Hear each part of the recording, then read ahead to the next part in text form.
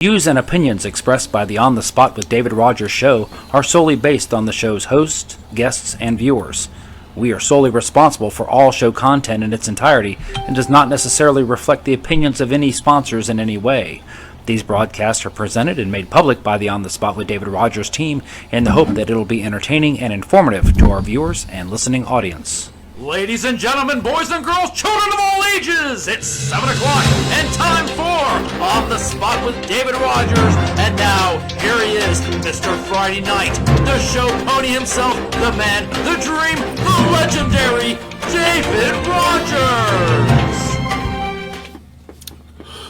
Good evening, ladies and gentlemen. Welcome to On the Spot with David Rodgers. I'm your host, David Rodgers, right alongside Mr. Byron Bagwell, the absent Byron Bagwell. He's been off the show for a couple of weeks. He is back with us. Producing the show tonight is Mr. Dave Holland, of course. Say hello, David. Hello, everybody. Mr. Michael Heater, yes, sir. Mr. Michael Heater and his lovely wife are on a cruise, checking out Styx and several other bands. Yeah. So I hope they're having a good time. And Mr. Mitchell Gunner, who is not with us tonight due to some sickness that he has, and he just did our live for us. So we'll be talking about some things that will be upcoming as well. Tonight's show, sponsored by, believe it or not, WEAG, Eagle Country 106.3 FM, Chuck and Mary Kramer and Lynn Vellis. They own the radio station now. You can catch Chuck in the morning, Byron, from 6 to 10, right along with Miss Mary Kramer, as she comes in and follows him up there a little bit between 8:30 and 10. Man, if you haven't heard them, they are comical at times. They are great. And you know what? You actually get to listen to Mr. David Rodgers on what days are those? That's Monday, of course, when I do the All Tornado Sports Report update on Mondays at 7:40. Also, me and Mr. Byron Bagwell, our new color commentator, will be bringing you Tornado football this year. So you'll get to hear us not only on Mondays, but you'll get to hear us on Fridays with the Tornado Game Day Report. Yes, and sir. then, of course, Friday nights at 7 or 7:30, depending on the schedule, you will get to also hear us bringing you the Tornado football games. And we'll get into that here a little bit later. Want to welcome you into the show. Let's get it started, Byron, as we always do, with our prayer, our pledge, and our patriotic quote of the night. And I also have a quote of the night as well. If you're looking and you're saying, man, that's not the regular studio, it isn't. Dave just pulled it up right there. We are at the studios of WEAG Eagle Country 106.3 FM. I want to thank Chuck and Mary Kramer for letting us use this place. Really spacious, Byron. They've got it cleaned up in here. It looks really well. And me and you are going to be spending a lot of time together here. Going to get to hear our wonderful voices on the radio, David. That's exactly right. And I'll tell you what, I'm glad it's on the radio because I don't know about our faces. Oh, I mean, I've always said I had a face made for radio. Yes, you do. I tell you what, let's get started as we always do with our prayer, our pledge, and our patriotic quote of the night. Ladies and gentlemen, everybody that's joining in, please bow your heads.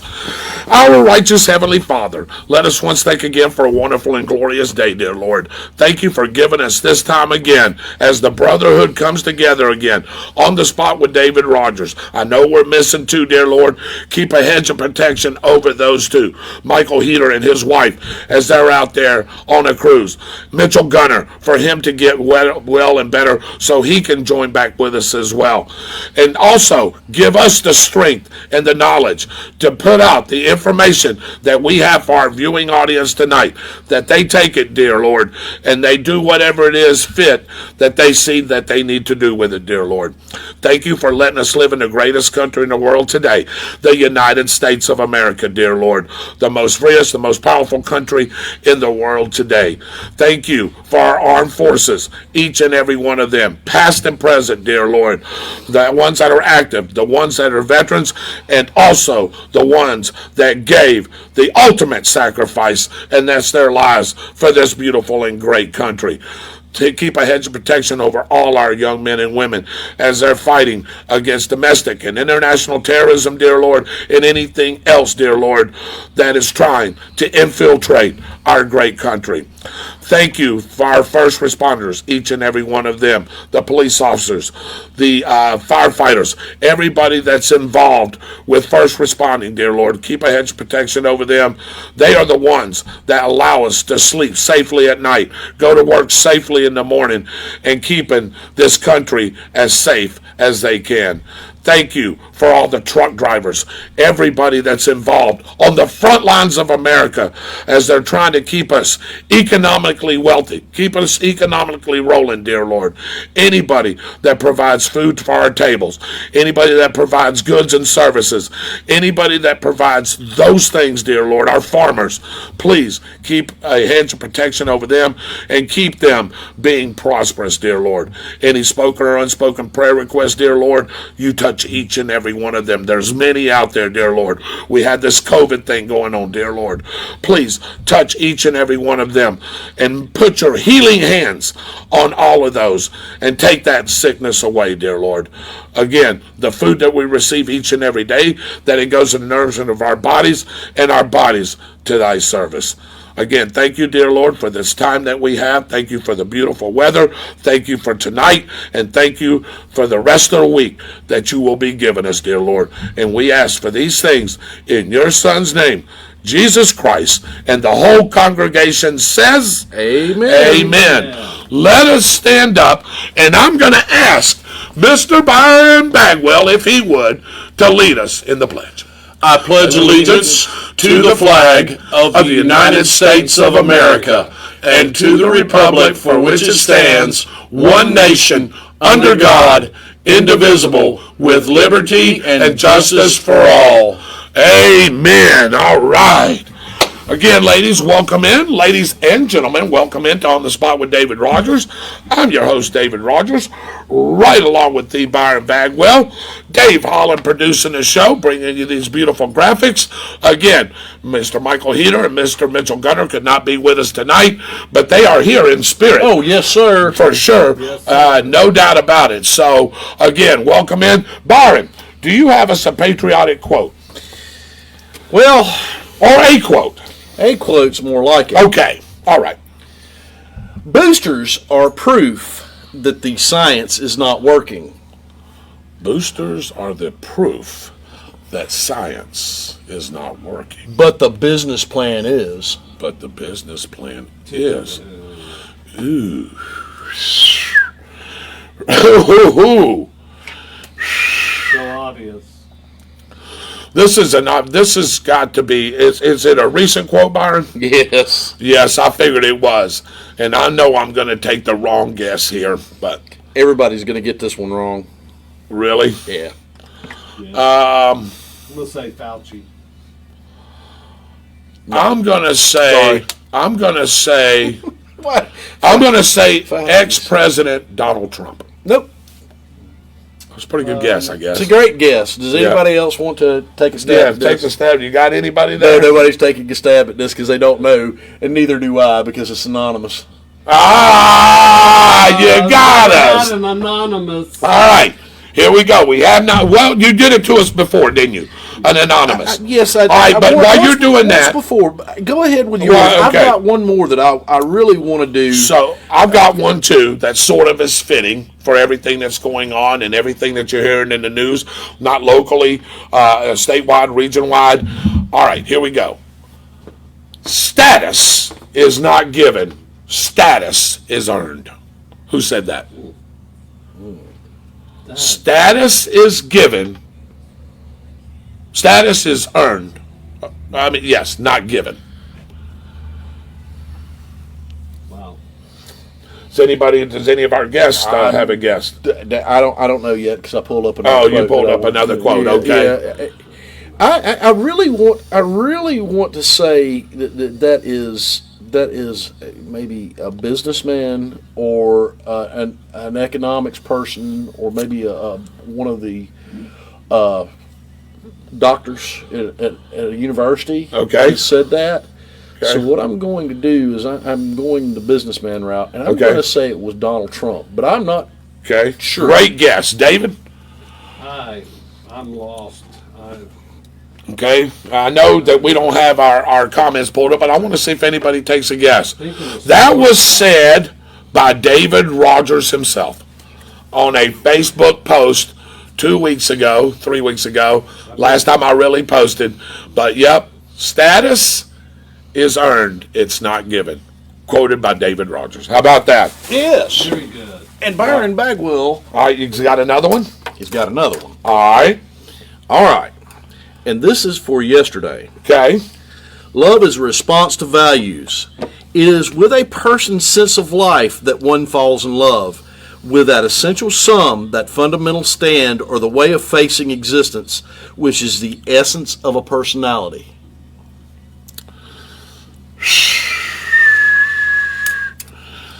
You know, I didn't get a chance to read your quote. You know, I always do. And it was on there yesterday? It was on there yesterday. So you're going to have some people guess that probably from our viewing audience, your mom and probably Dwight Allen. Byron's going to pull that up. I'm going to take a stab. Sounds like an author. Am I in the park? It's an author. She was also a philosopher, and I just gave part of it away. I said she. I'm going to say Miss Rand. That's correct, sir. Wow! Hey, we got one. We all got one right tonight, so hey, not Let bad. me give you a chance to get another one right. Sure, go ahead. All right. All right. Here's a quote for tonight. Okay. Good night, good night. Parting is such a sweet sorrow that I shall say good night till it be morrow.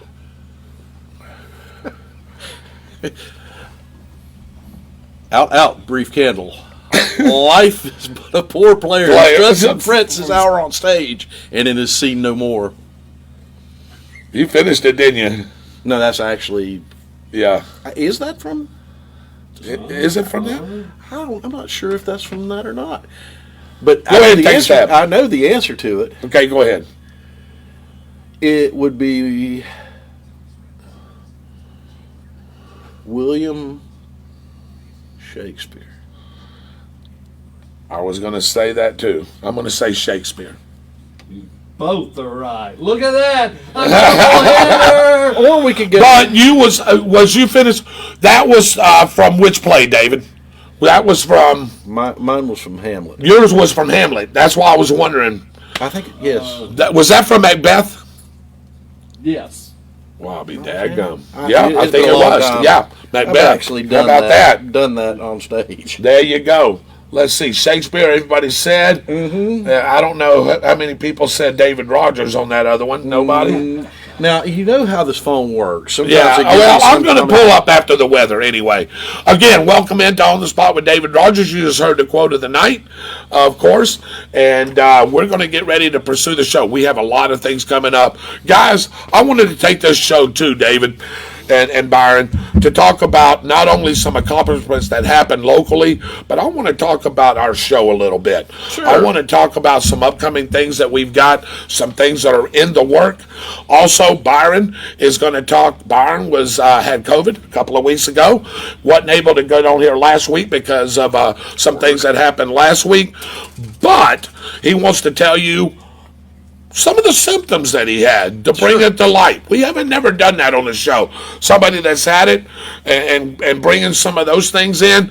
Also want to talk about the Ukraine, what's going on there. And what about the DNC? We're going to talk about the DNC as well. And that'll be coming up, of course, in the World Report with Byron Bagwell. But for now, David, I'll tell you what let's do. Let's take a quick commercial break, and we'll be right back with our weather update.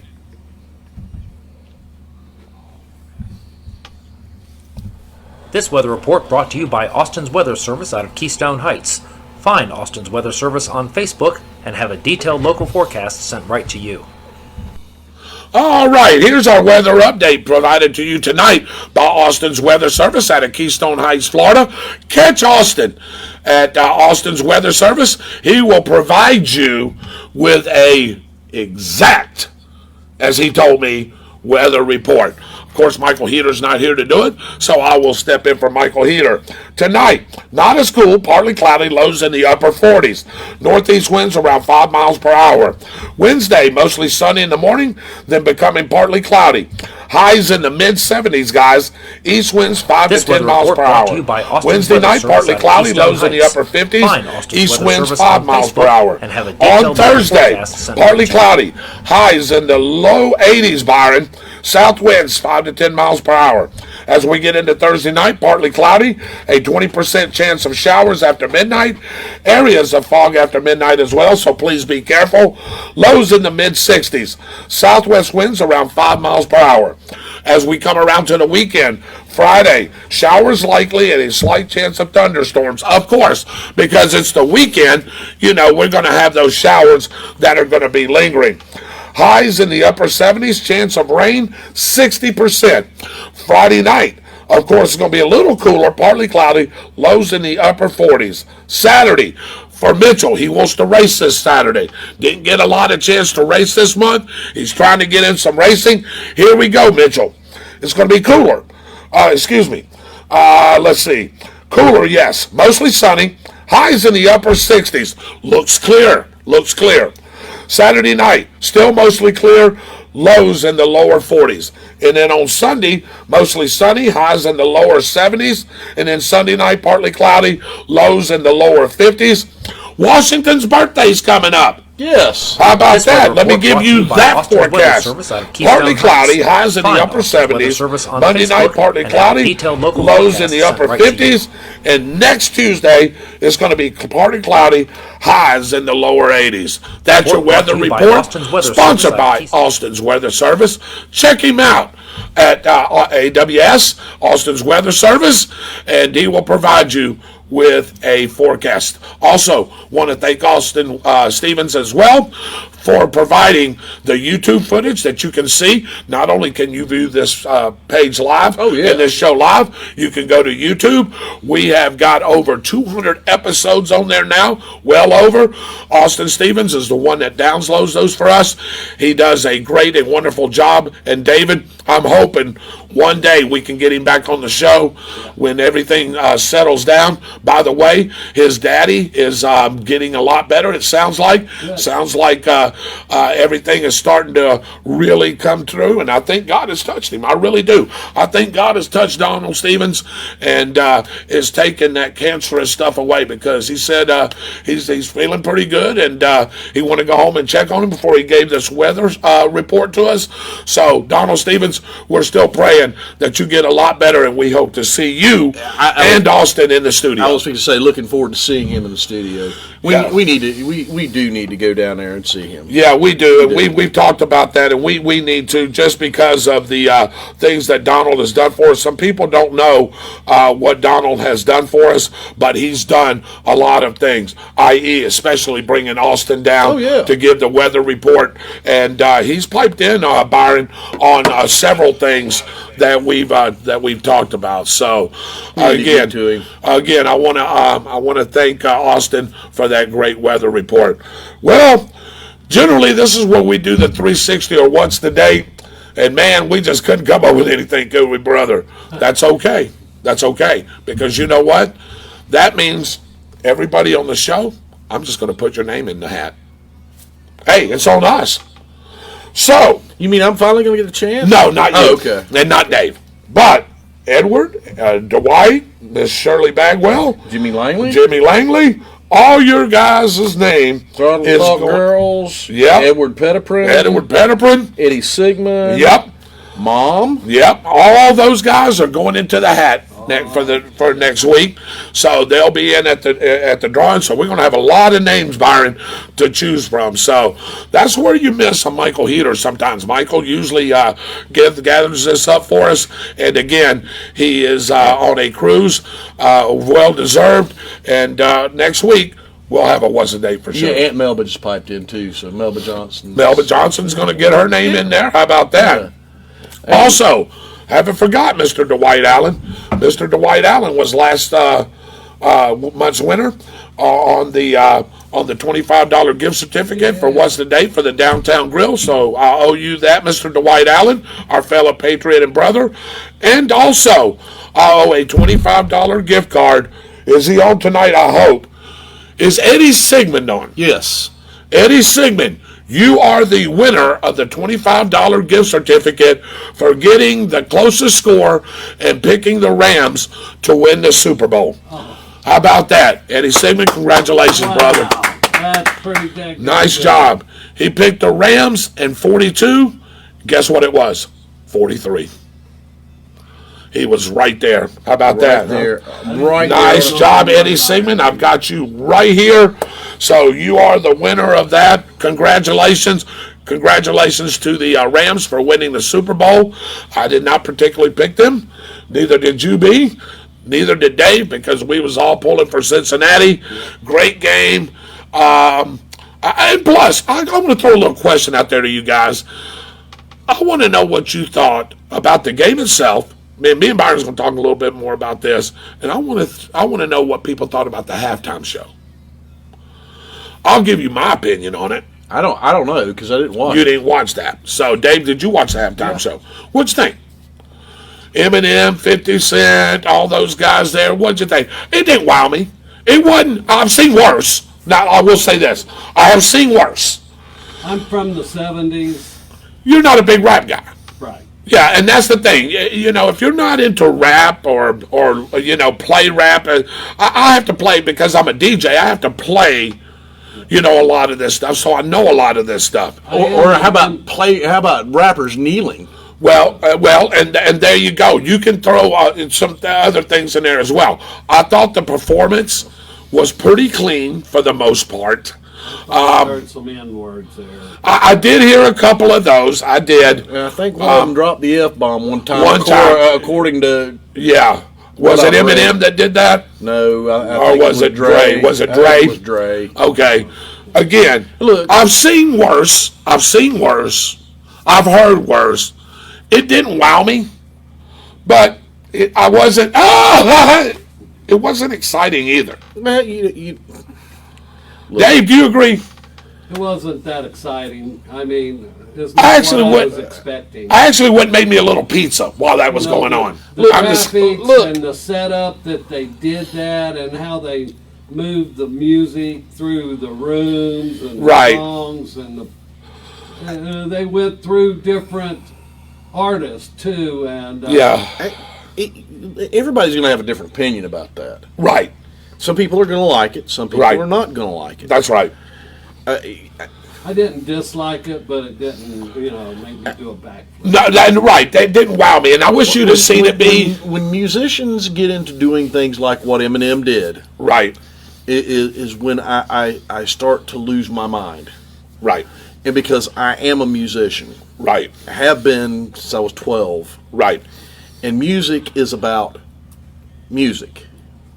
It's hard to understand the words that they use. When I you- did not understand a word Eminem said. mean, I did not. well, Seriously, he's quick. He talks really fast. Yes, he does. But you want what I want is I want to be entertained, and Yes. I want it to be about the music. I don't want it. I get enough of politics with what I do. Yes. Well, a lot of the music that Please. was played there sounded to me like it was based on what's going on in the world today. Well, And I agree. I agree with that. We're overloaded with it. Right. So that may be part of the fatigue that you felt from it, and other Right. people felt from it. Please, I don't need more of that. Right. Right. I want to be entertained. Yes. You want to put a rap star up there that will entertain you that I have personally seen myself? Put LL Cool J up there. Oh yeah. I mean, I know that that's very old, right. but How about this? the bands that he at real live musical band that man had when I saw him, they were Right. He had fantastic musicians on there. It was great. To me, and again, you have to be a fan of them. And again, I didn't like some of the stigmatism, some of the things that they rapped about. But if Dr. Dre was going to put this show on like he did, And I don't have anything against Mary J. Blige. I don't have anything against Eminem. I don't have anything against 50 Cent. Mary J. Blige was to me was what I the little bit that I've seen was the bright spot. It was that woman. That woman can sing. She can sing. She can really sing. She can sing. But why don't you just bring back NWA? Now, I understand some of the words. No. But I'm saying, if you're going to do something like that, Eazy-E is not around. I get it. But what you're going to end up with those personalities is you're going to end up with exactly what everybody wanted from that, with the dealing and everything, and that's you got a point bad there. word, the police. Yeah. Well, and I mean, besides singing those songs, they did have some other good songs. I mean, but anyway, and then when they showed Tupac, you remember, hey Dave, remember up on the roof when they made a silhouette of Tupac? Yeah. Right there. So what do we have? To walk on and see Snoop Dogg smoking before the show. When have you ever seen him not lit up like a Christmas tree? Yeah, well, I was just going to say. Even the commercials he does on TV. I mean. So anyway, I want to get everybody's opinion about that. We'll go over some of the comments here. What did you think, guys, about the commercials? Byron, did you get a chance to see any of the commercials? I saw some of them in the second half. I did not. I did not turn on the football game until the second half. Right. After the second half started. Yeah. So, and nothing wowed you. They were all right. Yeah, they were all right. Yeah. I mean, it wasn't the Budweiser frogs. No. And maybe that's because Bud Bowl and everything else. I like that kind of stuff. Now, I'll tell you one commercial I did like, Dave. I don't know if you've seen it, Byron. I did like the commercial with Peyton Manning when at the bowling alley. Did not see that one. And they was playing Showdown. There's gonna be a showdown, and then at the very end of the commercial, Serena Williams walks in with her bowling bag, and everybody went, "Uh-oh!" And then the guy behind the counter said, "Game on now." You know, that was cool. I did like that, but nothing else really wowed me. That E-Trade stuff didn't wow me. None of that stuff really, man. There was a commercial that I saw with Peyton and Eli, and their dad. That I thought was actually decent. That was pretty good. Yeah, that was good the one too. When they were in their house and they were like, he come downstairs and went, "What in the world is going on?"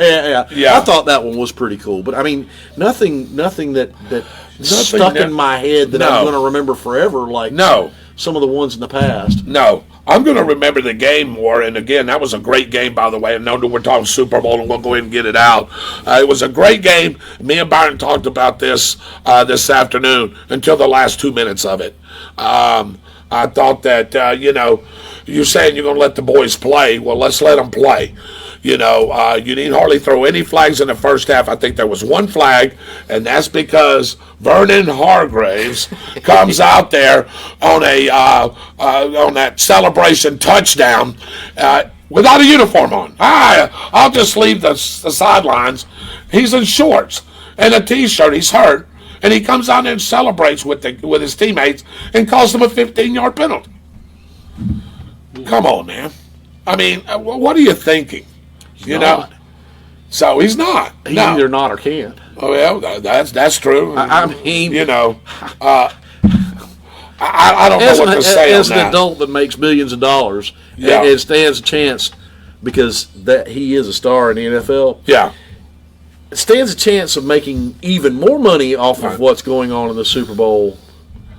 Yes, go out there and do that, and maybe cost your team. You could have. He could have. He didn't. The last 2 minutes of that ball game, to me, were horribly officiated. Again, I don't want to say, look, it was a great ball game. It just felt like, man, it was time for Los Angeles to win that game. Well, I actually looked at Colton. Yeah. When they started that drive and they threw the first penalty flag, I said the officials are about to give the game to Los Angeles. Yep. And that is exactly what they did. Yep. And it's predictable now. It used to not be predictable when that type of stuff happened. Right. Now it is. Now it is. It saddens me at least in my opinion, that's why I don't watch NFL much anymore. That's a real shame too, because I've been watching the NFL and I've really been a bigger fan of the NFL through the years than I have been of college since I was 5 years old. Yeah. One of my first memories is of watching the Steelers and the Cowboys play the Super Bowl. Sure. When I was 5. Yes. Yes. Mine even goes back to the Dolphins, the undefeated Dolphins. I'm a little older, that's why. That's when I fell in love with football. I fell in love with Bob Greasy, fell in love with Larry Zonka, Jim Kidd, Mercury Morris. I fell in love with Paul Warfield. He was good. All these guys, man, I fell in love with, and that's why I fell in love with football. Now, it's not like those guys. Those guys were men. Those guys played the game. Those guys would hit you square in the mouth.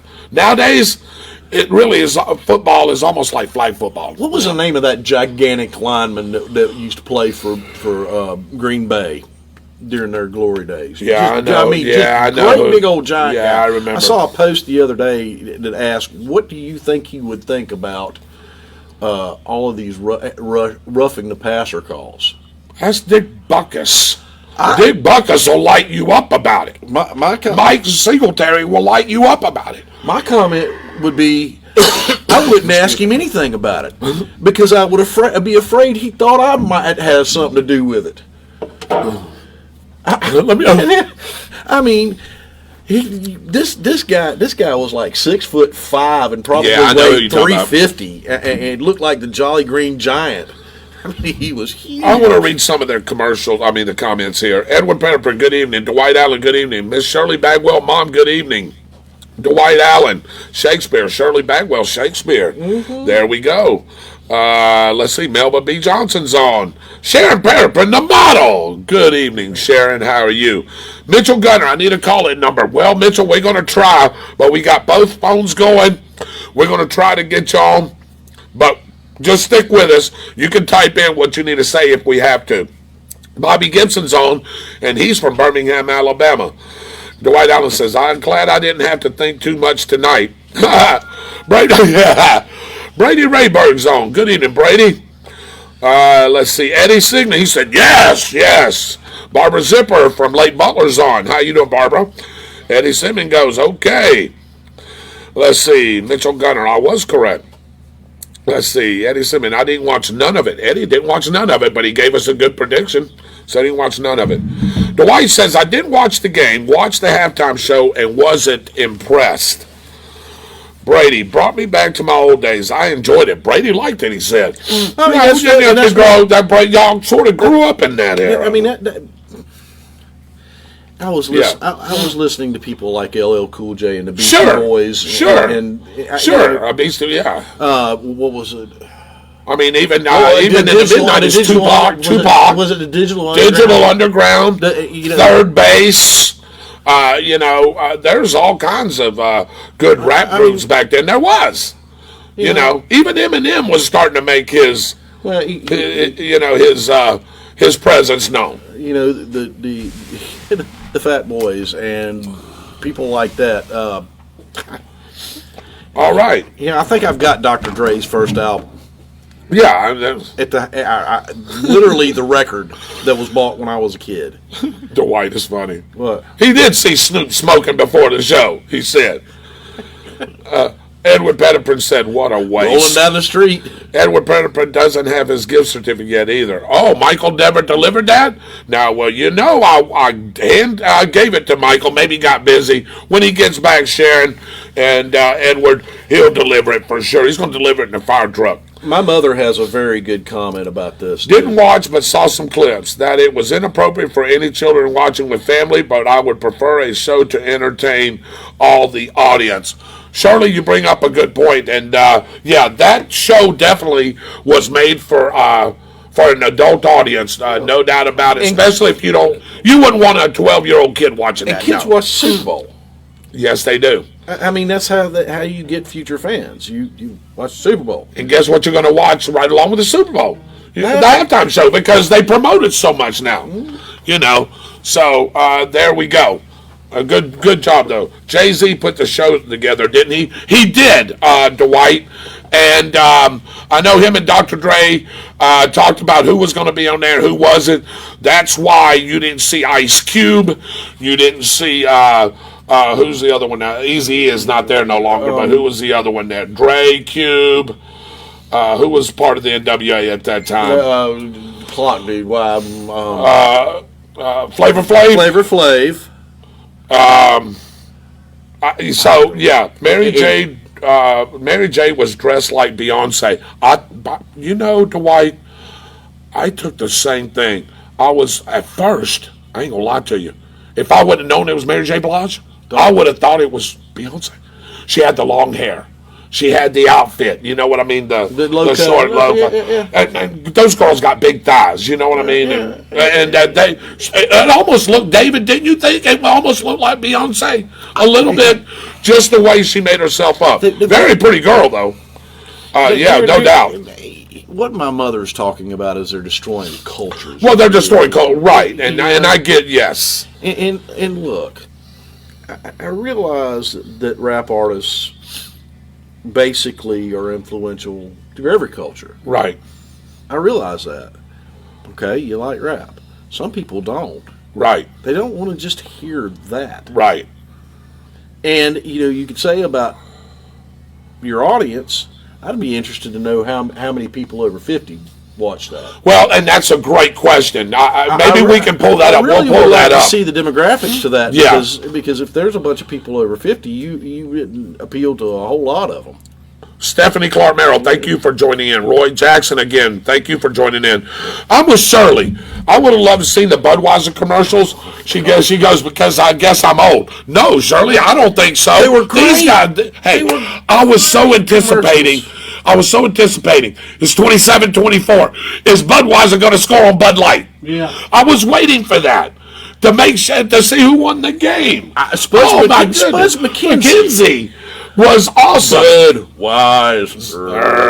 I mean, there were so many great commercials. How about Max Headroom? It wasn't. Oh, Max Headroom. Nobody is ever going to know who that is. No, I know, except us. But he was on a couple of Super Bowl commercials, Max Headroom. I've heard people say that they wanted hard rock back on it. I don't have an issue with that. I don't have an issue. I absolutely love it. I see where somebody said, if you want a real show, bring George Strait on. I mean, I have seen George Strait. Me too. George Strait is a great singer. Yes, he is. And there's going to be some country fans that get mad at me about this. He is a great live performer. He has more number one hits than anybody in music history. More than Elvis. Yep. More than Michael Jackson. Yep. He's got more number one hits. Yep. 66 of them now, right? Watching him live on stage is akin to watching paint dry. Yeah. Because he stands there. Yeah, he stands there. That's all he does. But that's all he needs to do. That's all he needs to do. That like his music. Yep. Because it's George Strait and those songs. And you know what most women say? Let him stand there and let him put his tight jeans on. And they don't care. They don't care. They don't care. They don't care. All right, here we go. Sharon Petterford said, the commercials were boring. Bring back the Clydesdales. That is something everyone can appreciate. I'm with you. I love the Clydesdales. Oh, the Clydesdales were great. Oh, my goodness. Some of those commercials were great where the dog is running after them, and The Clydesdales, the Budweiser Frogs, Spuds McKenzie from Bud Light. I mean, on and on and on and on. And there were some more of them. Yeah, I'm trying to remember what all Budweiser's done through the years, but they did some really, really good commercials. That Bud Bowl thing to me was awesome. I was like, why did you pull that off of there? There's been some great Doritos commercials. Yes, I forgot about the Doritos. Some of the Doritos commercials were absolutely the time great. shuttle and all that. That was great stuff. They were really good commercials. Mitchell, which I'm going to talk about Mitchell in just a second, he said most of the commercials were very flat. I thought so too. Now, here's Brady's rebuttal. Brady's 50-51. He says, I liked about 80% of the commercials. So I don't know which ones. I mean, he didn't specify. Mitchell Gunner says Cypress Hill is another one of those groups back then. The Beastie Boys, of course. The M&M commercials, too. The M&M commercials were good, too. That's what Mom just said. Sharon Petterford. I know. I do. I know. She put that to you. She put that to me, and the answer is not really. Right. It's bad poetry over looped drum and bass rhythms. Right. They call them beats. Yep. They're really not beats. That's musically illiterate. Sorry, it is. A beat is how many beats are in a measure. Measure. Right. Not what you're getting out of a drum as a rhythm. Right. No. The technical answer is no, it's not. Right. People love to dance to it though. So I mean, sure. If you like it, you like it. Yeah. Billy Rayburn said, I watched about 4 minutes of the whole game and about 20 seconds of halftime. Bunch of BS to him, he says. Hey, that's okay. Shirley Bagwell says, even the M&M commercials were good. And they were. The M&M commercials were good. Absolutely. Let's see. Mitchell said, that music they performed was about L.A. and California culture of the 90s. Yeah, there was no doubt about it. They wanted to bring the California feel to that game through rap. I will tell you. I see that. I did too. I see that too. I will tell you from a person who knows a lot about California music history. That was not what was going on at the Rainbow. No. At that time. No. And there was 4 or 5 other places right down Sunset Strip that you would have never heard that. All you would have heard out of it was hard rock and heavy metal. Sure. Sure. And it was tremendously huge in the late 70s, early 80s. You would have heard Hendrix. You would have heard Janis Joplin. You would have heard all that. That's what you would have heard right down the road from what you just said. You would have heard like groups like Van Halen and Motley Crue and Quiet Riot and groups like that were from a complete and totally different side of what was going on in California at that time.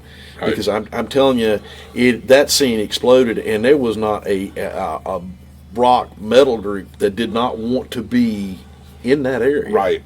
I mean, everybody wanted to be there. Yeah, you're exactly right.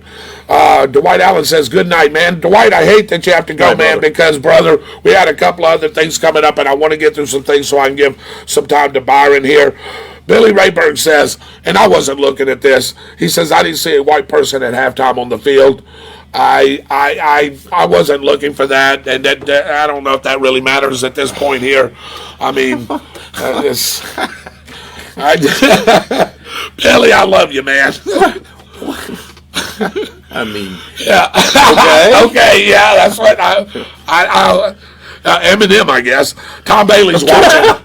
Anyway, that was either a really bad comment or a slap at Eminem. One of the two. But anyway, take it as you wish. All right, let's move on. Talk enough about the Super Bowl here. Hey, congratulations to our BHS girls weightlifting team. Oh, wow. They took 7 girls over there, David, and they pulled off a state championship. State. They won Class 1A state championship. I want to congratulate Coach Brian Griffiths. I want to congratulate Tammy Griffiths. I want to congratulate Roger Cruz. He helped out with that. Kirsten Balkin.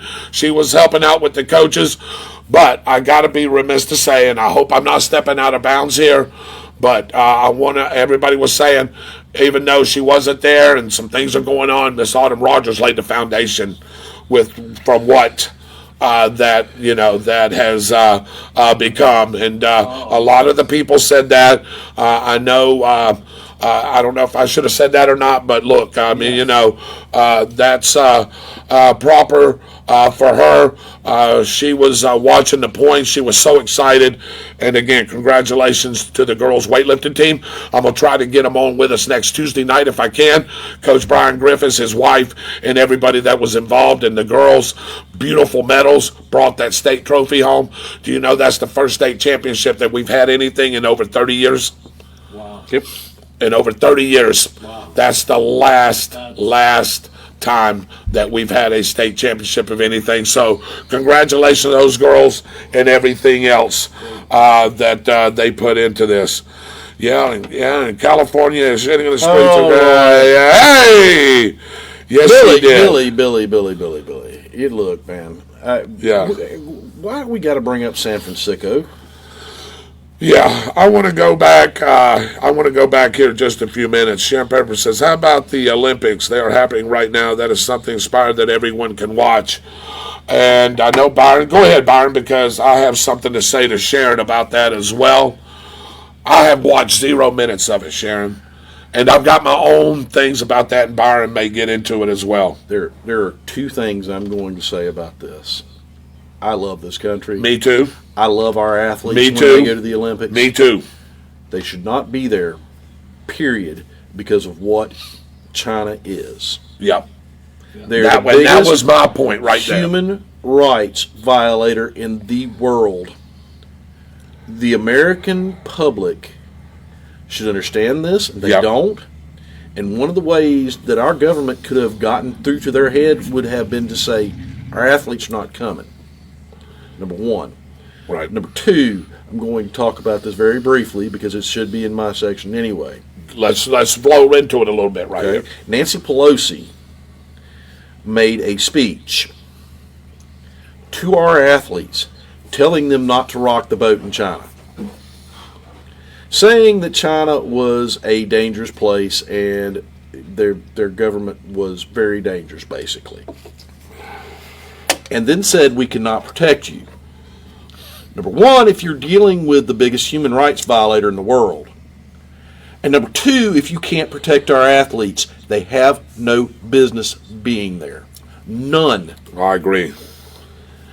And, you know, Nancy Pelosi knows a little bit about China before her husband and her son has made millions or billions off of them. Okay? Yeah. Because she was in Tiananmen Square after Tiananmen Square and got booted out of China for trying to protest when she was a junior congresswoman what the Chinese were doing to their people. And now her husband and her son are in bed with them. Again, Sharon, I love our athletes. Like Byron said, I love our athletes. I love our country. I won't watch it. I hope they bring back as many gold medals and silver medals and bronze medals as they can. But me personally, I'm not going to watch it. I see this is a subject, a touchy subject as well. I see a lot of people ain't going to watch it either. Last state championship was the 1995 girls basketball team, and that's exactly right. You had some girls come up after when you graduated, Byron, right, that were phenomenal in basketball, and they pulled off that 95 championship. A little bit too late for me. Yeah. That's a little bit too late for me. Right. 1991. Right. I'm talking about girls after you. That came up. Shirley said, will not watch, even though I love the Winter Olympics. This will be the first year I haven't watched it. First time ever, she said. No, I can't say that. I'm not going to say how many years you've been watching the Olympics. Yeah, I'm not going to do that to you, I just about got myself. Yeah, you about no more cakes for you or me or him. I don't need any more cake. Oh crap! Hey, we're going to eat some cake. You can eat some cake. You can eat some cake. All right. Also, they can eat cake. They can eat cake. The girls are playing in the regionals. I believe they won the district. They're playing in the regionals, and the boys are getting ready for the districts as well in basketball. So hopefully we can get something rolling in that. Maybe go into some kind of state playoff there for both of them, and that would be great. What if? Just what if? Okay, what if? Let's play the what if thing. I know everybody don't like to play that. The girls win state in weightlifting. The boys win state in basketball. The girls win state in basketball. Boys weightlifting team, maybe they do it too. Here we go with the baseball team, the softball team. What if that's a clean sweep?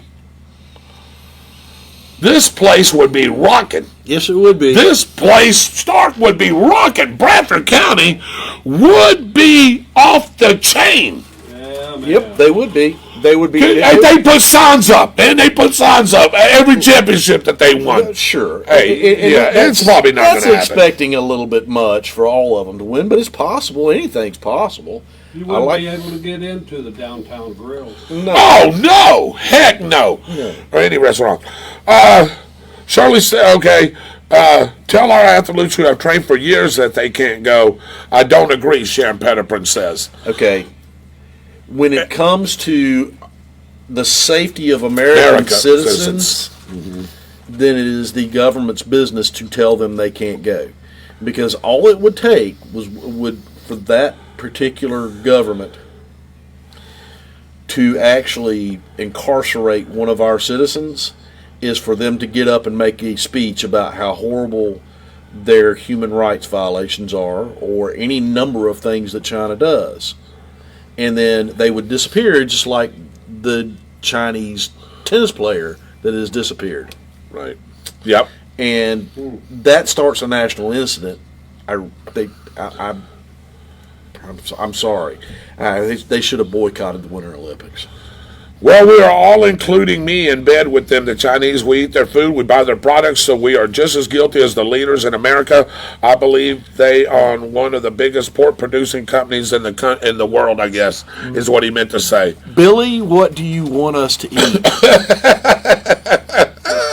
I mean, Yeah. what do you want us to eat? There's a way to get out of this. I mean, there's a simple way to get out of it. Well, we do grow our own. Yeah. See, and that's the problem. We don't have the supply chain, and we don't have the businesses set up here to solve that problem. And part of that issue is something that's going to come up here in a couple of years, and that's a $15 an hour minimum wage. If you want $15 a pound beef or $20 a pound beef compared to $7 or $8 a pound beef, what are people going to be able to afford? Right. See, this is where this is where China has us hooked. Yep. Because they can pay their people 2 cents a day. Yep. And we have to pay the person that doesn't even need a minimum wage job because they can't spell cat and can't get somebody's order right at McDonald's, $15 an hour. Great. So I mean, we're in a catch-22 right now. There's ways to solve it, and we could solve it pretty easily, but I mean, it's going to take time. But then we have to do things like pay a little bit more for products that are better. Right. We have to adjust the value of the dollar, which is horrible right now because we have people who are wanting to push things like the Green New Deal. Right. So I mean, we have issues we have to fix before we can do that. But it would not hurt my feelings at all to tell everybody from China, no longer. Pack sand. Get out. Pack sand. Yep. Well, how are you going to pay us? Well, this is American soil. Yeah. I mean, You're calling in your marker? Call it in. They can't call in their marker. No way. They can't call in the marker. I mean, there are ways to fix China. Yeah. Just like Ronald Reagan fixed the USSR. There are ways to fix the China problem. Heavy sanctions? Well, I mean, you stop importing food in there. That's what I'm saying. Heavy sanctions. Yeah. I mean, that's. Yep. America cuts their food production off to China, and it's over with. Billy Rayburn. Gas is going to get up $5 a gallon for the summer. You say you just paid $3.69 right there at the McDonald's, right there by that gas station, right there by McDonald's, and that's probably one of the cheapest in town. Hey, I'm telling you, if we don't get a grip on things, $5 a gallon is not unreasonable by the summertime. You're $1 and what? You're $1 and what? 31 cents away from it right now. You're talking. It's gone up $1.31 since we did all this garbage to begin with. You're talking Jimmy Carter. Yes, that's what you're talking about. Yep. Mike Bailey, I would love to. Me and Byron would love to help solve it. If you can get us to the right people, we'll help solve that for you. I can solve all of it. Yeah. I mean, I can solve all of it with one bill. You know how I would do that? I would make it illegal for politicians to make profits out of any company in China. Yep. you and your family cannot make profit out of China. Yep. And it would end just like that, and it would start to reverse itself. Now, the complete reversal of it would take a long time. Right. But if you looked at people like Nancy Pelosi and said your husband and your son can no longer make profit off of China, I wouldn't make it just China. I'd make it preferred, non-preferred, and there would be a list of countries. Places like Russia would go too, and that would exclude Joe Biden, his brother, and his son from doing that too, by the way. Mitchell, go ahead and call in on Dave's phone. You can right now, because I'm getting ready to get into some of your stuff. If y'all have noticed in the last week, and we'll get into some more local stuff next week as some other news develops. I want to keep the show flowing just a little bit. Byron's got a couple of more things that we want to talk about, i.e. COVID, and of course the Ukraine, which we mentioned some here just a little bit, but I want to give Byron a little time there. But anyway, I want to talk about, if y'all haven't seen our Facebook page lately, we're trying to diversify ourselves a little bit, Byron, go into some different avenues, trying to figure out how we can upgrade the show. And boy, do we have the perfect person for that. Yes, we do. So we had a meeting last Monday night, and we came up with a new and creative way to get everybody involved in the show. I think we all do a great job with what we do. You know, I host, Byron is a co-host, Mitchell's a co-host. We all have our strengths. Byron, very good with politics, world news, things like that, but he's also smart with football and sports. Mitchell Gunner, very smart with the local stuff. He'll tell you anything locally, but he's also good not only in football, but he's good with motorsports. And we figured out a way to be able to diversify ourselves a little bit, and we created a page. If you haven't seen it, it's called On the Spot with David Rodgers Motorsports. Why do we call it that? We wanted to keep it tied in. One of the main things is we didn't want to split apart, because Mitchell is still going to be on this show from time to time. Me and Byron is going to co-host this show along with Michael Heater every once in a while and Dave Holland. Mitchell Gunner is actually going to host On the Spot with David Rodgers Motorsports. We have not come to a day or date that we want to do that on. It's looking like right now, Byron, we're going to do this show on Tuesday, and Mitchell's going to do his show on Wednesdays. Okay. Is one of the days that's been proposed. The other day that was proposed was Thursday, but he didn't want to interfere with our trivias in case, he needed a co-host and one of us couldn't be there. We could help co-host with him. But Mitchell Gunner is in charge of that page. If you haven't seen that page, that is a wonderful page. We've got over 400 likes, Dave, on that page. Do you know how many we have? It's a quarter of ours already. We have 28. He's got 400. So it's doing really well for itself. It's tied into us as well. We wanted it that way. If you want to get a hold of Mitchell Gunner and talk about racing, if you want to get involved with any of the shows, to include ours, the email is still the same. David, can you pop that email up for us if you get a chance? It's right here. It's right there on the screen right now. It's right there on the screen. It's on the spot. 32091 at gmail.com. That's on the spot, 32091 at gmail.com. Click your likes on Facebook and subscribe on Facebook, and also subscribe and like on YouTube. And please share this with all your friends. We've got hits, David. We've researched this. Let me tell you, you know it too. We've gotten hits from Jeddah, Saudi Arabia. We've gotten hits from Tallinn, Estonia. Wow. Scotland. Yeah. Ireland. England. The Caribbean. Jimmy Langley. And the Bahamas. But also in Bermuda. All that Caribbean area is getting hits. And as far west as Alaska, Ketchikan, Alaska. Have you ever heard of that? Ketchikan, Alaska. All the way north to Lewiston, Maine, down far south as Miami South Beach, and even into the Keys we had a couple of people hit in, and as far west as California. So we're all over.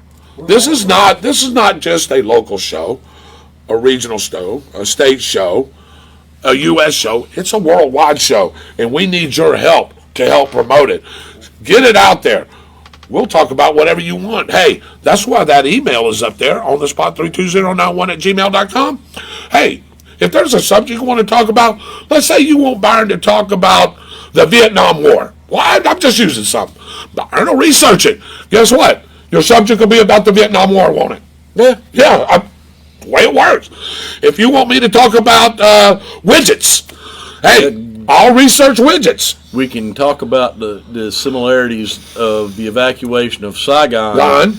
Yes. And the evacuation of the embassy in Kyiv. Am I saying that? Kyiv. Yeah. Whichever one that was. In Afghanistan. Oh, no, you're talking about Afghanistan. Yeah, Afghanistan, but I'm talking about over in what's the name of that? Kyiv? They got their Kiev. Ukraine. That was a great piece of classical music written by a guy named Modest Mussorgsky called "The Great Gate of Kiev." Right. So anyway, we're doing those things. I don't know where that came from either. Just throw it out. But anyway, so we've got that going on. So please join Mitchell, me and Mitchell, and you, and we'll be doing an actual live to bring this full force. So when we do the first show we're all going to be involved with it. We're going to put it out there. Mitchell's going to lead it. And then from there, we also have a special co-host for him. They were just on. As a matter of fact, Byron called them out early in the show. I don't even know if they're on right now. But the Throttle Girls are going to be joining Mitchell Gunner. Actually, CC Marie loves cars, loves doing things within the community. She was at the last car show, helped us judge. CC Marie is going to be co-hosting with Mitchell at times and also going to different events. Mitchell said, this is just not going to be racing NHRA. This is going to be racing NASCAR, short tracks, Rolexes, Formula Ones. He said 24 hours Le Mans. 24 hours Le Mans. Car shows. Yeah. This is everything motorsports, David. I tell you, I think when we thought about that, this was a good thing. The only thing is, Mitchell will not be hosting with us every week, but he will be on the show. Yeah. But he'll have on the spot with David Rodgers Motorsports, which I think, guys, is going to take off. It sure is. Because people love motorsports. Well, and Mitchell is very good at what he does. Yes, he does. Sports, and he knows it backwards and forwards. So. Yep. Did Mitchell call in? Not yet. Not yet. Waiting for Mitchell Gunner to call in. Mitchell, if you're on there, you may want to give him a call, Dave, and ask him to call in so we can talk about this a little bit. And while you're getting him on, we're going to get ready. Oh, there we go. You want me to talk a little bit about COVID while we're waiting? Yeah, but I want to say one more thing, sure. And that is also, not only do we have that coming up with the motors, we have a show that we're going to incorporate into our show where you, the audience, can get involved. Me and Dave's working on that, trying to finalize a couple of things on that. I don't want to give it away, though, but you're going to love it. And I'll tell you right now, this is going to go very big. Hey, I'm telling you, this, I'll have to tell you later. This thing, you already know. You already know. And all of us are going to be involved, and you, the audience, is going to be the participant. I'll leave it at that. Also, you heard Michael Heater 2 weeks ago say there is big news coming. There is at the end of the month. There's going to be some big news coming. A couple of big-time announcements that you will want to hear first right here, as I'm going to be able to break that news for you. But we have a couple of big announcements that involve some of us. So make sure you tune in at the end of the month here as you watch each and every week. But we will have that here probably within the next week, 2 weeks on those big announcements. Right. So, B, I'm going to turn it over to you. Let's get into a couple of national things. Sure. We did hit that was bit. One of the things I wanted to talk briefly about what Nancy Pelosi said. Yeah, which I'm glad you did. Well, that's just ridiculous. You make a statement like that, and then you let our athletes go to this place. You can't. Sure, yeah, American please. citizens. I mean, that's ridiculous. But I wanted to talk a little bit about this tonight because there are a lot of people out there, and there are a lot of things being said about COVID-19.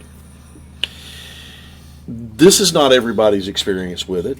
If you have underlying symptoms, this virus can be pretty bad for you, or deadly for you. I'm not going to say it's deadly in all cases when you have underlying symptoms, because I have an underlying symptom. I have had high blood pressure now for years. It's controlled, but I still have high blood pressure, and that's one of the underlying conditions they talk about.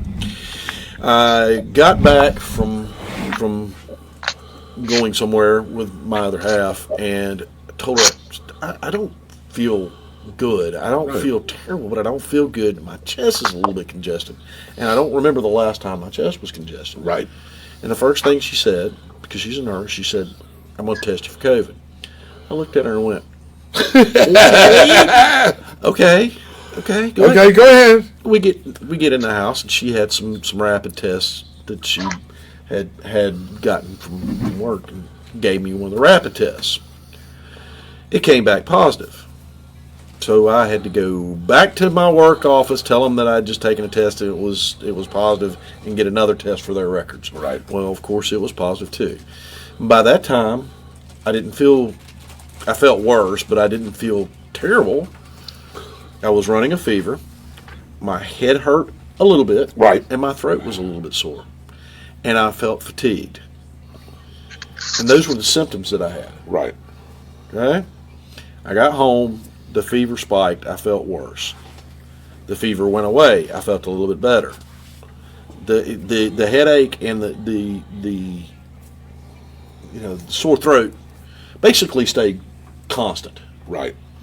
It was very mild. Both of them were very, very mild. What was the worst part about it for me through the whole entire time, and even into a couple weeks later, was the fatigue.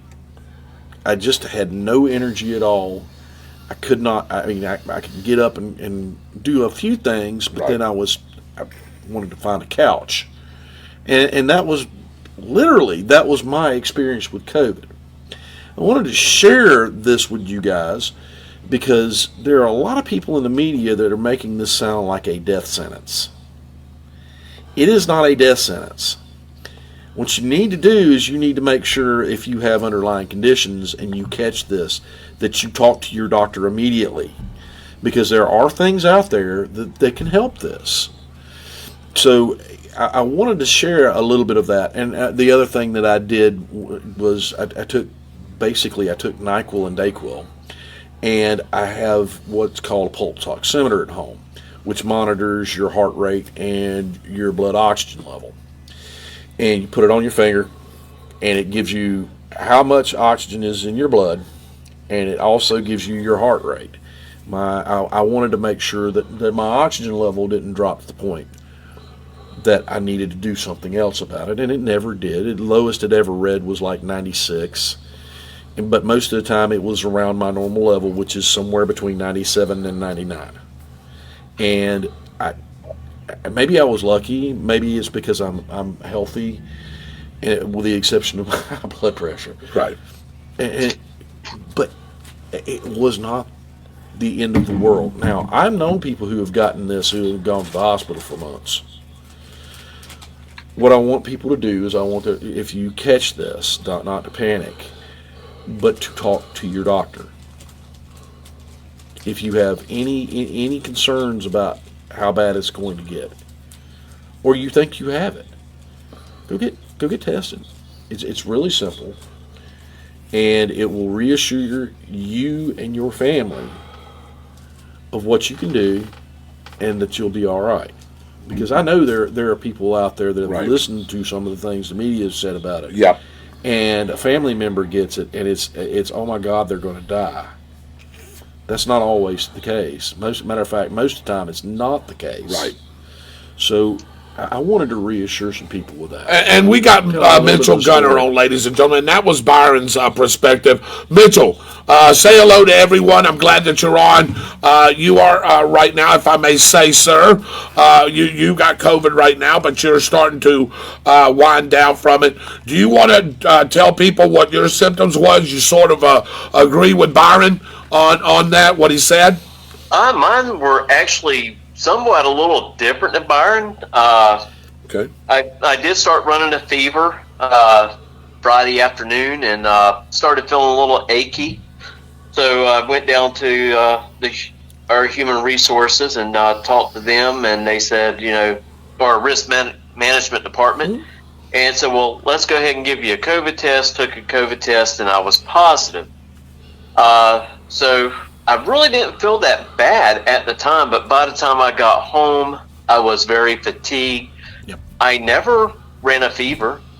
I never had a sore throat, but I did have congestion in my head, and ran a fever from anywhere from 102 to 100 for 3 days straight, and it would just fluctuate up and down. Yesterday, I woke up, I thought I felt good, started doing some things that probably shouldn't have been doing, and about 2 or 3 hours later, I was back in the bed because I was totally fatigued. Today, pretty much all the congestion is gone. No more fevers. I am a little fatigued, but nothing like I was yesterday, so I'm actually gradually coming out of it. But I'll tell you, those first 3 days for me, I felt pretty bad. I really did. But it's just like it's slowly, everything is getting back to normal. I did lose my taste, actually, which was really weird. I lost my taste for just about a day, and that was it. My taste was back. Most people that loses their taste, they don't get it back for about a month. Right. After they get over it. It's just really weird how it affects people differently, and it's all about chemistry and about how our chemicals are made up in our body to fight it. Some people may have stronger chemicals than others. But, I am with Byron. If you do have helpline conditions, as far as high blood pressure, heart issues, asthma, you do need to reach out to your physician as quickly as possible to make sure of what things that you can actually take to help you get through it. And you two guys are really coming out of this, and I am so glad because, y'all are my brothers, no doubt about it, first and foremost. But I wanted to hear a couple of different sides of how it was affecting each and every and both of you. And happens to be both of our co-hosts here that had it at different times and how it affected people differently. But I want to share a little story here. I think I've shared it before. Back in August, September, I had a coworker pass away from this. Chris Brantley, 48 years old. Hey, used to come and sit with me, eat every day, lunch, and the next thing you know, he's gone. So, and he had no underlying symptoms. He had nothing that I know of. That's so weird. That was that, and that what you're saying, it can happen. Weird. It's weird how it works. Now, my supervisor's wife has been in the hospital since October, the 1st of October. She was in the hospital 140 days. She got to come home Monday. After 140 days in the hospital battling this stuff. But she battled it, and she fought it with prayers and God's touching and healing. Hey, she's back home now. Back home. Because he thought for a while, man, he was about to lose her. Respirators, everything, what you just said. So it affects people differently, and like Byron said, it's not always what the media portrays it to be. It's not, and the numbers don't back it up that it is. But I wanted to say this, Mitchell. I felt pretty bad too those first 3 days. Yes, you did. I really did. I felt pretty bad, and it was the combination really of the fevers. I had a little bit of congestion in my head too, but I can't ever tell anymore whether it's the pollen causing that or something else causing I know. I it. was just getting ready to say. But and there was a lot of pollen going on at that time too. The pollen count was really high, but the fevers and the achy part of it, I felt pretty bad, and the fatigue held on to me for about 2 weeks. Right. So I mean, it's really odd how it affects different people differently. Again, ladies and gentlemen, thank you and welcome to On the Spot with David Rodgers. I'm your host, David Rodgers, sitting right across from me after a couple of weeks hiatus. He is the Byron Bagwell, the newest color commentator for Bradford Tornado Football, which he will be working with me at WAG Eagle Country 106.3 on the horn.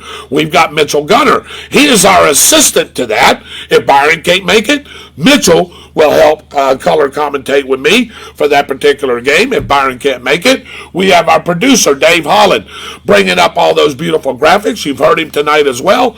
And Mr. Michael Heater, I guess about now listening to Sticks, ain't he? Yeah, well, I guess.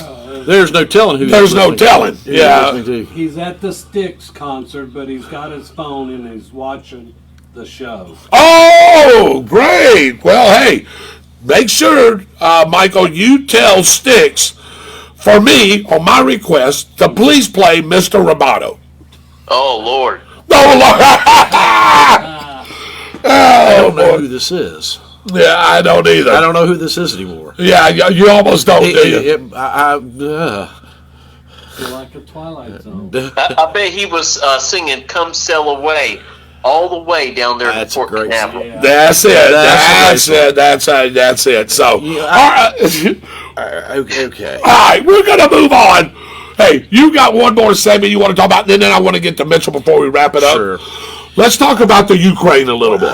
Really fast before we go to the Okay. Ukraine, if you All right. have not seen the post on our page about the response from Donald Trump to what has happened with the investigation into the Russian dossier and the spying on not only the Trump campaign but the Trump administration, you need to read that. You need to go back and research it, because I'm telling you, the evidence that has been provided makes Watergate look like somebody walked in and stole a peppermint from a Jiffy store. Because Shame on you. the Democrat Party and the Hillary Clinton campaign spied constantly on the Donald Trump campaign, Yes. and on his administration. Yep.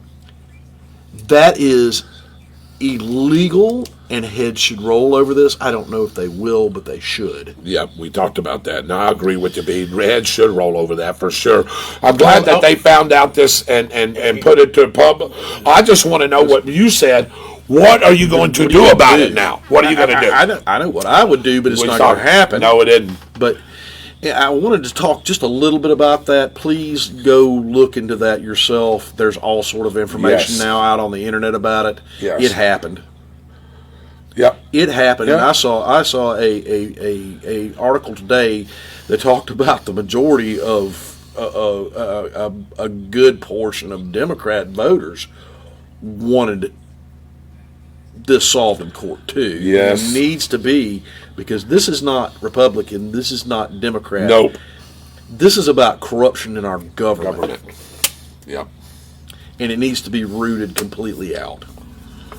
Byron, And Donald Trump was right, by the way. Byron, before you get into that next subject, say hello to Donald Stevens. He's on, by the way. Hey, Donald! Donald, man, I am Welcome glad to- in, man. Yeah. We keep on talking about getting together Oh, and gosh, coming see yes. you. We need to do that soon. Well, we all need to be well to do that. Yeah, we want to be well. Let us Yeah. know when a good time to do that would be, and we all We'll want to ride see. out there. Yeah. Yeah. We'll sit down and talk a little bit. Yeah, okay.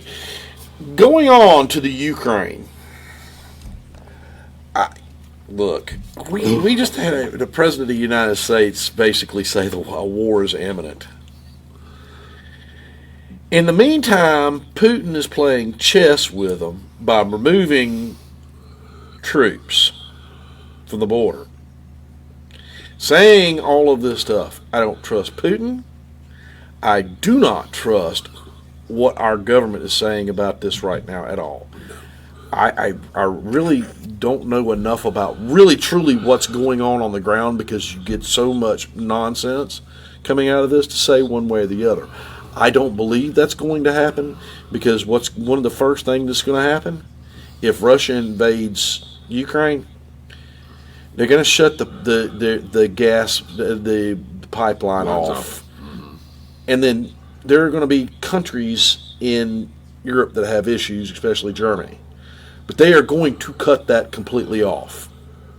And that is a large portion of Russia's economy. Yeah. Is the oil that's coming from that pipeline that's supplying Europe. Right.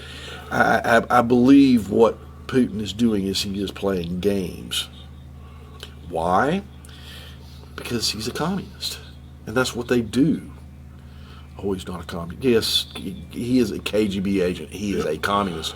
What he wants to do, his long-term goal is to reunify the USSR. Correct. We live in scary times, and if this government does not do the right things with this, we will end up in a very, very bad situation. Because China is playing around with Taiwan too. Sure is. And the last time we had two countries messing around in two different parts of the world, it was Japan and Germany. And remember what happened there? Didn't World War II. Okay, I'm not trying to scare you. No. What we need a strong leader to do something about this, and there's very easy steps they can take to do this.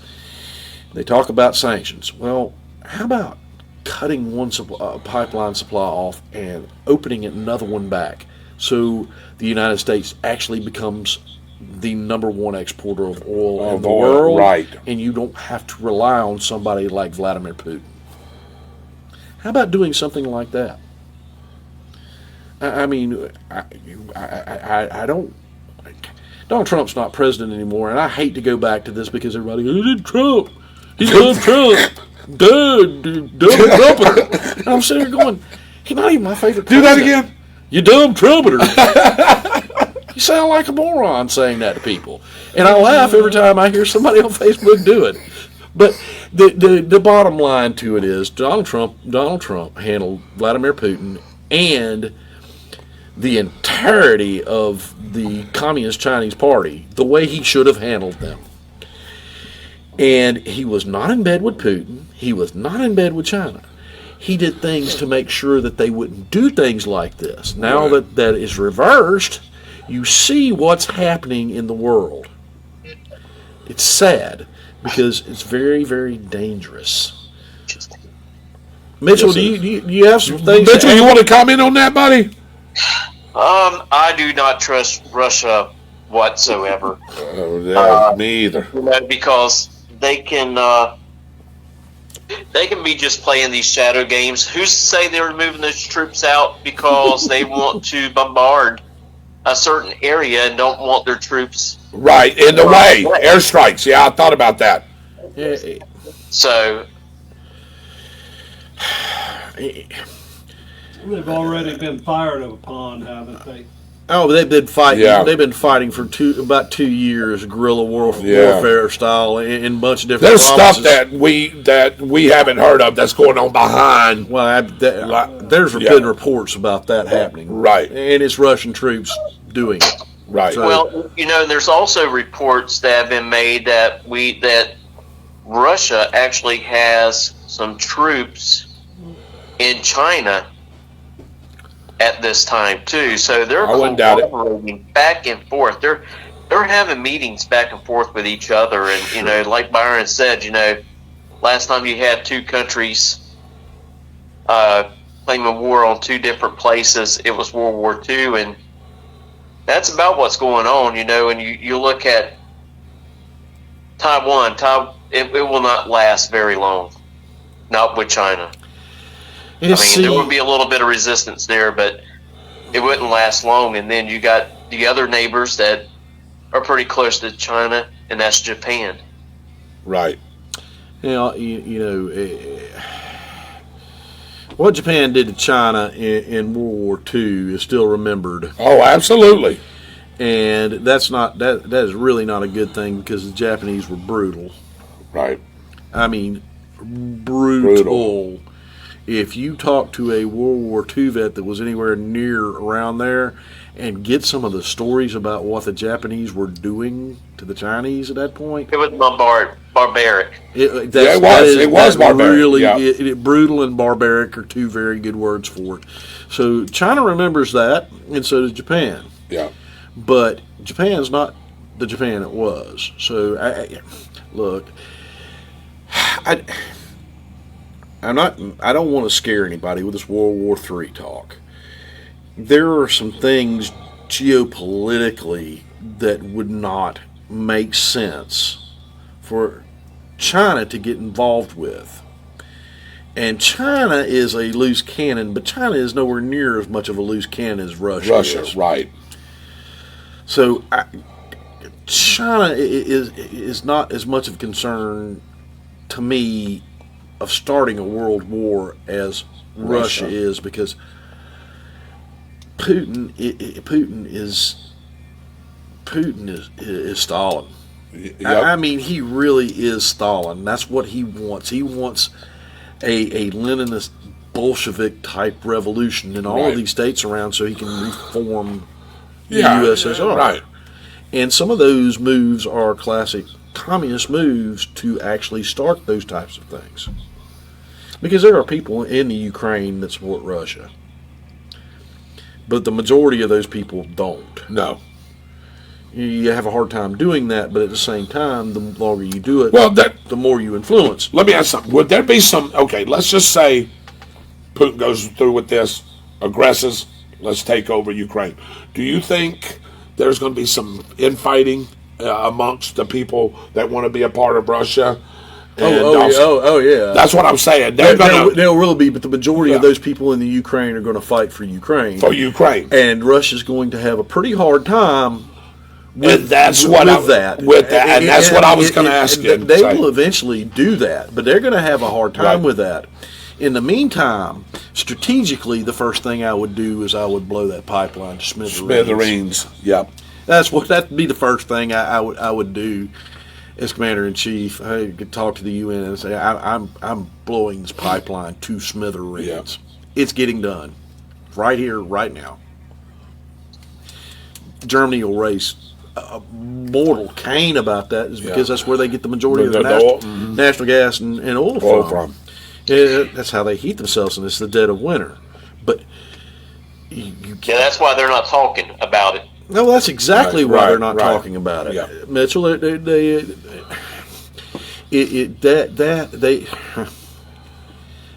That is a mess, and I'm going to tell you something else that's really, really strange. Joe Biden was really close to the president of Ukraine that was before this president that's there now. Right. Russia really didn't do anything to the Ukraine until this new president came in. And then all of a sudden they're doing this under Joe Biden. There is a connection there. I don't know what the connection is, but something is not right with that. Yeah, no, I agree. I mean, I can suppose all day long, but normally when it smells like a fish. Fish. It is fish. It is a fish. It is a fish. That's right. B, thank you for that segment, man. You brought in some great things. We talked about COVID, talked about Nancy Pelosi at DNC. We talked about Ukraine, China. Great segment there. The Olympics tied into that. And by the way, thank you, Sharon Pettiford. That was a great question and a great comment. Sure. That led into a great conversation. Hey, and look, we love you.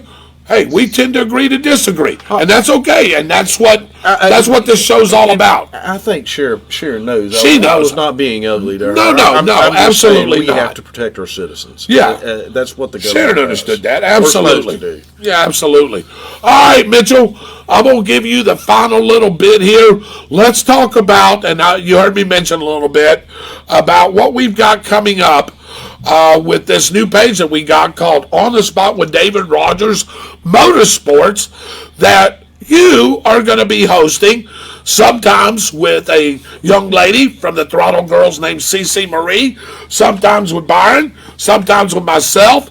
Hey, tell us what we got cooking with that, man. I tell you what, since I've been laying on the couch, suffering from COVID, I've actually been pretty dang busy over the past couple of days, working on our page and putting out information on race teams, NHRA. Here this past weekend, we had the Winter Nationals Legends series that came in here at the firm, and I was actually trying to keep the updates coming in of the winners all the way, actually all the places for each class that was racing out there. I had my family out there taking pictures for me and sending them to me so I could, keep on updating that page. But yeah, I mean, this motorsports page is not just going to be about drag racing. It's going to be about all different types of racing. In motorsports, it could be about car shows. We would like to take the opportunity to go to some car shows that is going on, interview the owners of the vehicles, let them tell us a little bit about their vehicle and how much time they put on it. It's a little bit of everything, and to get back to the racing thing, we want to include the rallycross stuff, different events that they have at the firm. Different events that they dirt track racing, all of it. All of it, I've been, not only that, I want to apologize first because I was doing live for the show tonight, and I had a telephone call come in, and I had to cut it, and I had to take that telephone call. That's all right.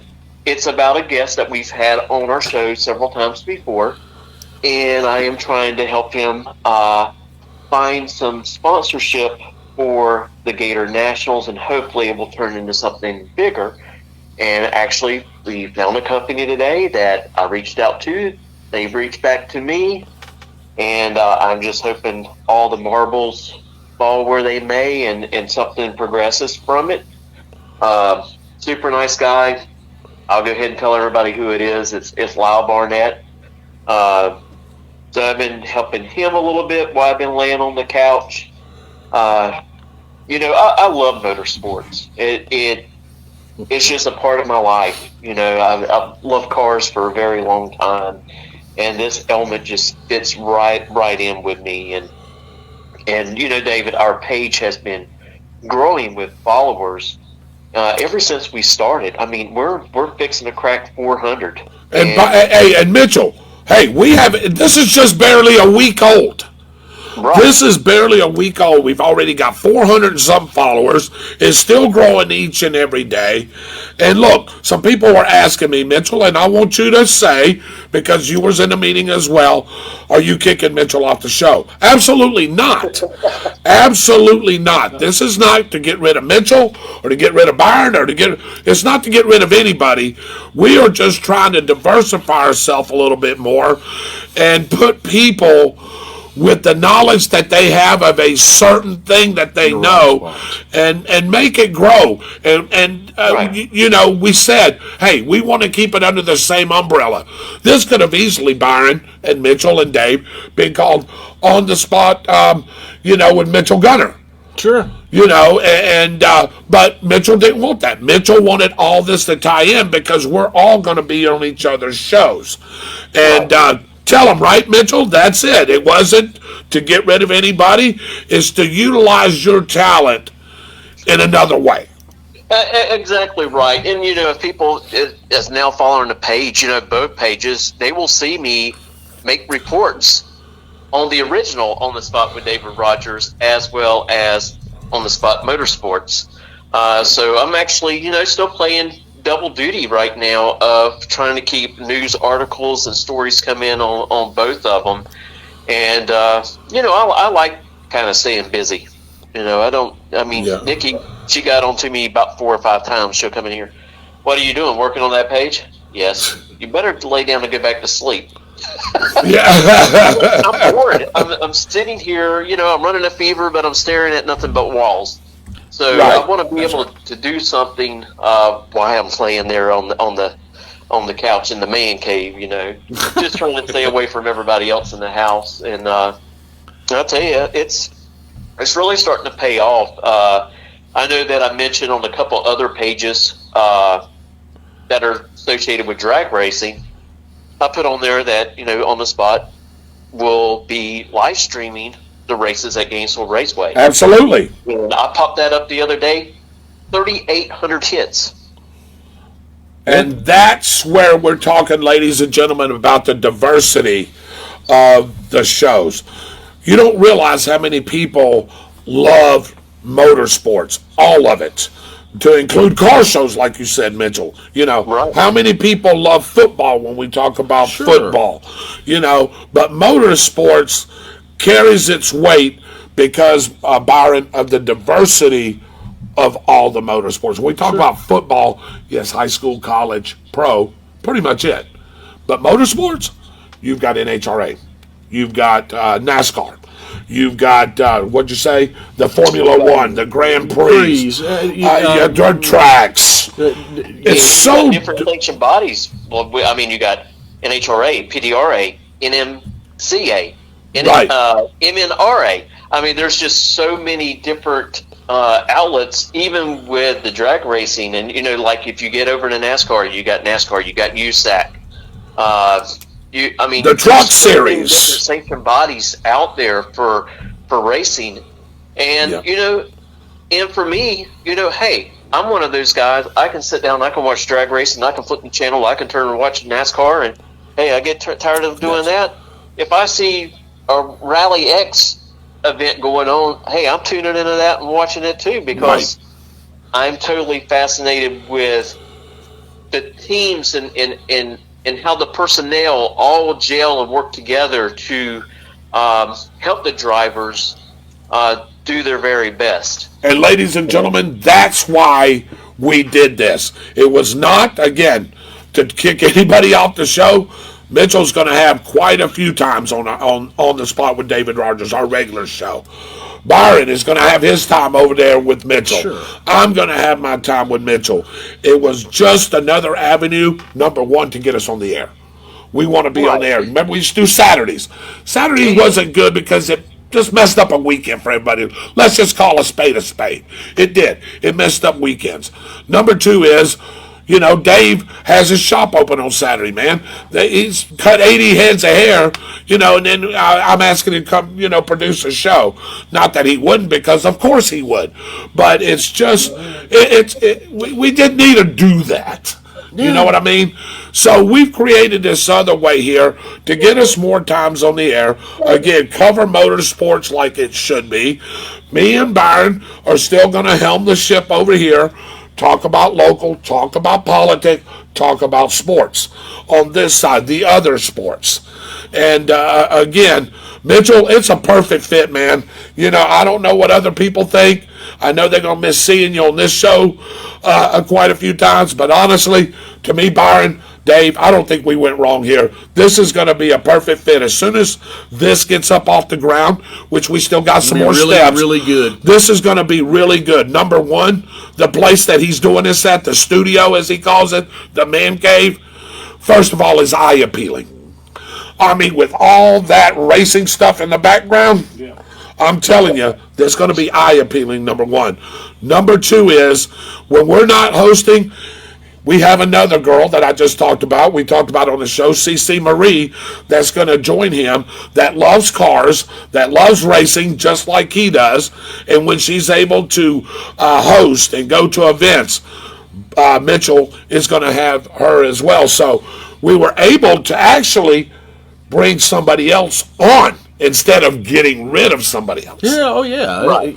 Well, and another reason, for the viewers to know the reason why that we also went this route, because we would like to get some kind of funding coming in, so it helps us out with equipment if we want to go somewhere to host an event or bring the news.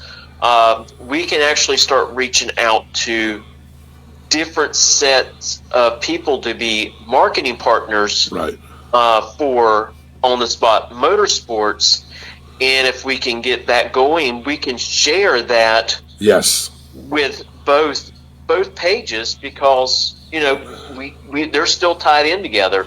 And to be honest with you, the same email that ties in the regular original On the Spot with David Rodgers It's the same.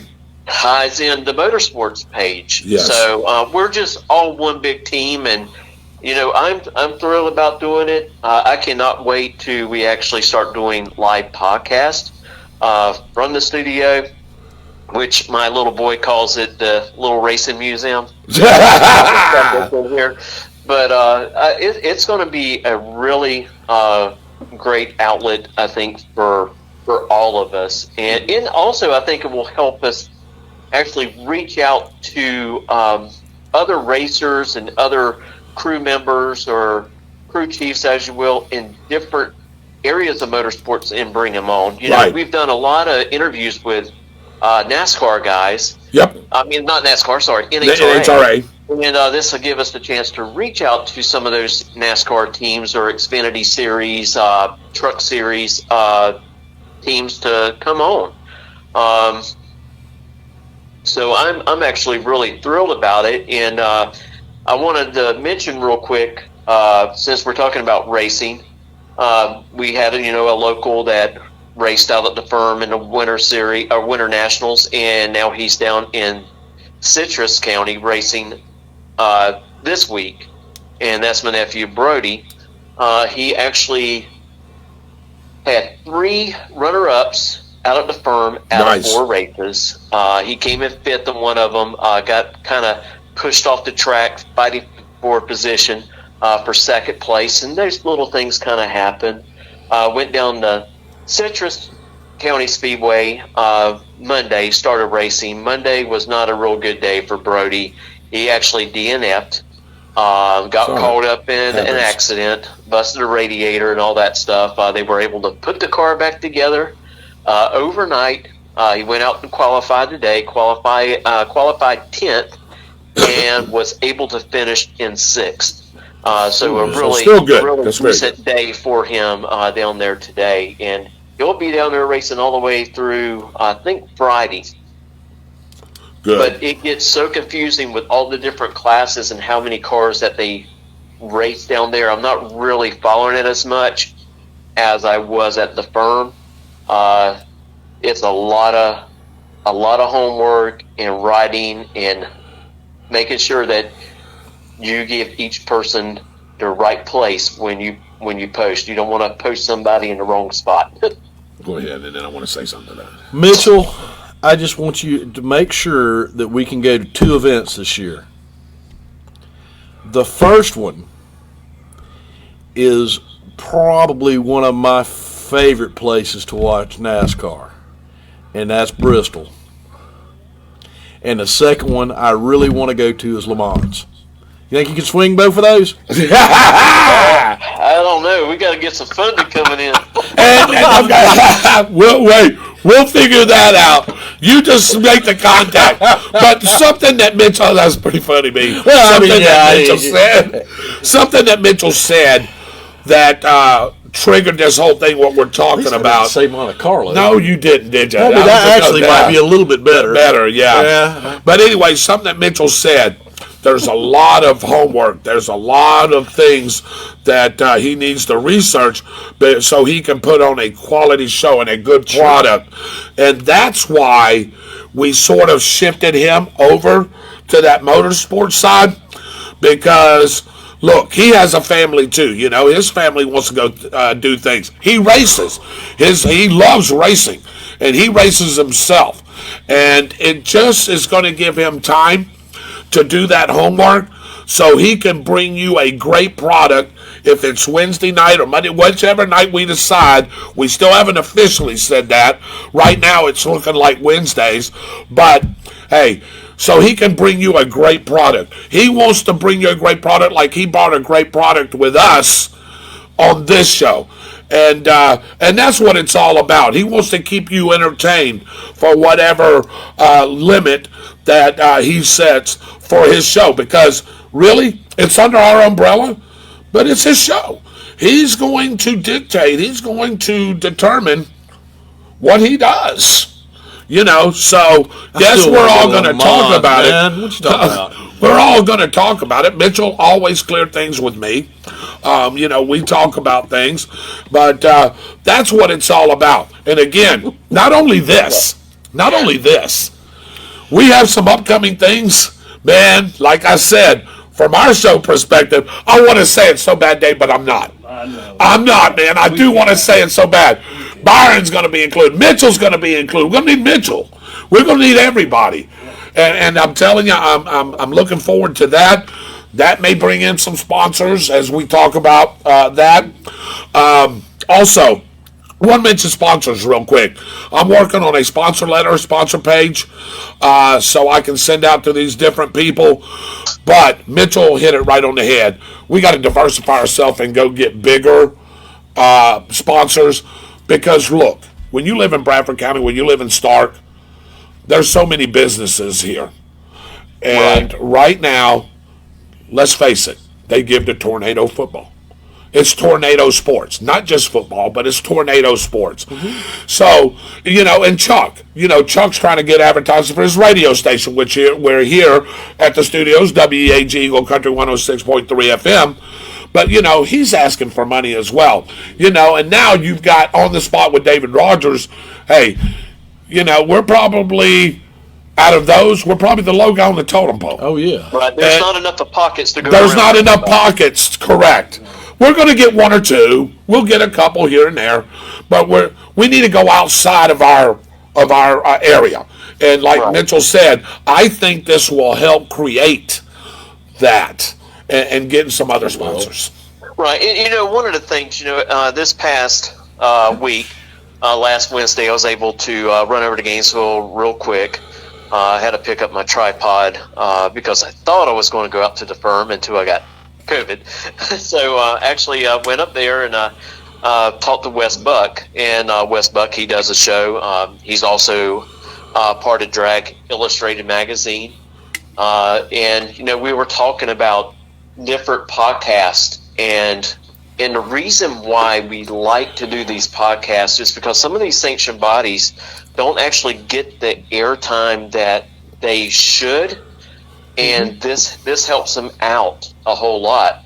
So I've learned a lot by watching Wes Buck do his show, and Chad Reynolds and La Barnett do their show, and Joe Costello does one as well. Mm-hmm. And I've learned a lot by watching these guys, and I don't want to step on their toes whatsoever. We talked about that. That's right. So my thing is, I'm trying to find out what days and nights that they have their shows on, so I'm not trampling on them while I'm trying to hold a show, and vice versa.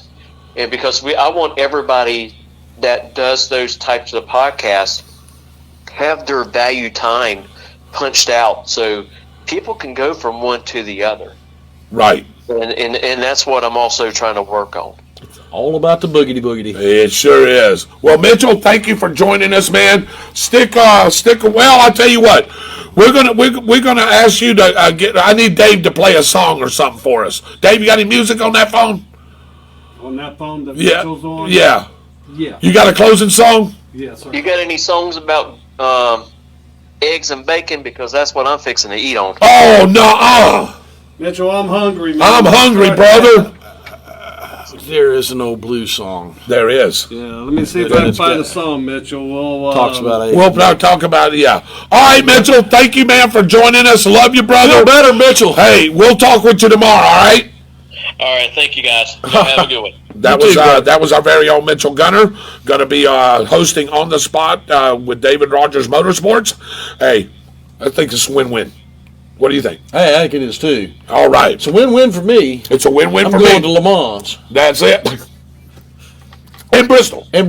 Yeah. Well, Bristol is bittersweet for me. Yeah, me too. Because all I think about when I see Bristol is boogity. Hey, I have and not how many times that man won that race. Yes, exactly. And I'm gonna tell you another place for me. It'll never be broken. And I've never been to this one. I've been to Atlanta. I've been to Daytona. I've been to Talladega. Talladega would be a cool place. Have you been there? No, but I've been to Daytona. Okay, I have too. I've been to Atlanta Motor Speedway. No. Okay, Atlanta was cool, but Talladega is one that I really would like to go see. I'm with you on the Bristol thing, though. Well, There's no track like that, and Martinsville. Martinsville is not Bristol. Sorry. I know it isn't, but it is a short track, and I tell you, there's always some good racing there. The restrictor plate racing is what Yeah. got me into it. Of course. And I was a very young kid when all of that was going on with Darrell Waltrip and Sure. all of them. And I didn't realize just how good a short track racer he was until somebody went, Daytona? What are you talking about? You need to watch him at Bristol. All right, guys. Glad that hope you enjoyed the show. Hope you got some great information. If you didn't watch it live, you can go back and watch the replay on Facebook Live. And also tomorrow by 7 p.m., you can have Austin Stevens downloaded on YouTube, which that will be. You can watch it on YouTube. And again, thank you guys for everything. Thank you for being a loyal viewer. Please spread the word. We're trying to get this thing out there. This is your show. Don't forget to email us. Say it, Byron, on the spot. At 32091@gmail.com. Click like and subscribe on both Facebook and YouTube. On both pages. On both pages. And thank Chuck Kramer, Mary Kramer, Lynn Bellis for letting us use the studio at WEAG Eagle Country 106.3 FM. On behalf of the Byron Bagwell, Super Dave Holland, and the Equalizer show pony, David Rodgers. God bless you guys. Have a great week and a great weekend. We'll see you next week.